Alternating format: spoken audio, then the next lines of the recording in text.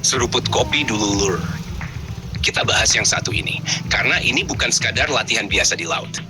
Tapi bagian dari pola besar bagaimana TNI AL terus mengasah taringnya di kawasan. Dalam rangkaian passing exercise atau PASEX, Kri Diponegoro 365 menjalankan sejumlah serial latihan yang tidak bisa dianggap remeh. Kapal perang kelas Sigma ini memang sudah lama dikenal sebagai salah satu tulang punggung unsur kombatan TNI AL di jajaran Koarmada II. Tapi latihan kali ini bukan cuma soal formalitas diplomasi laut, melainkan pengujian interoperabilitas nyata di lapangan. Pertama ada communications check atau comms check. Kedengarannya sederhana, tapi di dunia militer laut, komunikasi adalah nyawa. Kapal perang dari dua negara berbeda harus mampu berbicara dalam satu bahasa taktis yang sama.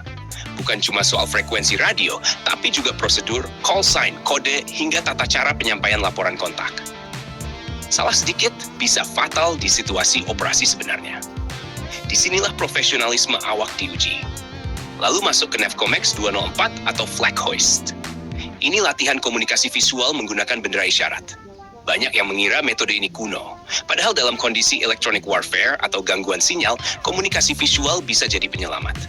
Artinya, KRI Diponegoro tidak hanya mengandalkan sistem modern, tapi tetap mempertahankan prosedur klasik yang masih relevan dalam skenario perang laut modern. Berikutnya ada MISEX 830, Tactical Maneuvering.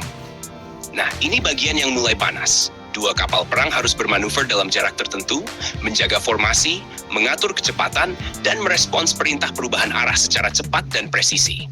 Dalam konteks operasi gabungan, kemampuan menjaga jarak dan posisi ini sangat krusial, apalagi jika nanti dikombinasikan dengan skenario anti kapal selam, anti udara, atau surface warfare.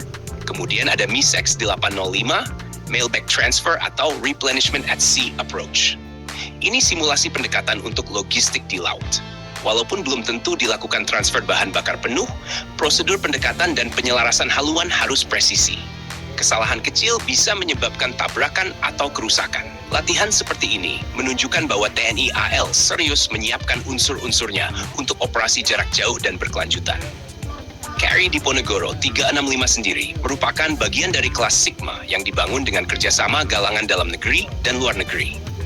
Dengan persenjataan meriam utama kaliber 100 mm, sistem rudal permukaan ke udara, serta kemampuan peperangan anti kapal selam, kapal ini memang dirancang untuk multi-role. Jadi ketika ikut PASEX, yang diuji bukan cuma awaknya, tapi juga integrasi sensor dan sistem tempurnya. Yang menarik lur, latihan ini ditutup dengan final exercise atau FINEX, disertai commanding officer speech dari masing-masing komandan kapal. Dalam tradisi angkatan laut, ini bukan sekadar seremoni. Ini simbol bahwa kedua pihak mengakui latihan berjalan sukses dan ada komitmen untuk meningkatkan kerjasama di masa depan. Kalau kita tarik lebih luas, latihan seperti ini sejalan dengan kebijakan Panglima Koarmada II, Laksamana Muda TNI JP Alit Jaya, yang menekankan kesiapsiagaan operasional dan peningkatan kemampuan tempur. Artinya setiap unsur yang beroperasi, termasuk di bawah kendali Dangus Purul A Koarmada II, harus siap tempur kapanpun dibutuhkan. Secara strategis, latihan bilateral atau multilateral seperti ini punya beberapa efek. Pertama, deterrence atau daya tangkal. Ketika kapal perang Indonesia rutin berlatih dengan negara sahabat, itu menunjukkan bahwa TNI AL aktif, profesional, dan terintegrasi dalam jaringan keamanan maritim kawasan. Kedua, transfer pengalaman. Setiap angkatan laut punya SOP unik, dan dari situlah awak kapal bisa belajar pendekatan baru. Ketiga, pesan politik. Tanpa perlu menyebut nama negara tertentu, kawasan maritim Asia Tenggara memang penuh dinamika. Jalur perdagangan padat, sengketa wilayah masih ada, dan kehadiran kekuatan besar dunia juga makin terasa. Dalam situasi seperti itu, kemampuan menjaga stabilitas bukan hanya soal jumlah kapal, tapi soal kesiapan operasional dan kualitas latihan. Kalau kita bayangkan skenario nyata, misalnya pengamanan Sea Lane of Communication atau respons terhadap ancaman asimetris, latihan komunikasi, manuver taktis, dan pendekatan logistik tadi menjadi fondasi utama. Tanpa latihan rutin, semua itu cuma teori di atas kertas. Buat TNI AL, PASEX seperti ini juga menjadi ajang uji mental dan disiplin prajurit. Karena di laut, cuaca tidak selalu bersahabat.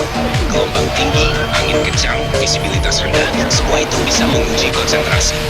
Kalau dalam kondisi latihan saja sudah terbiasa, maka saat operasi sebenarnya tidak akan kaget.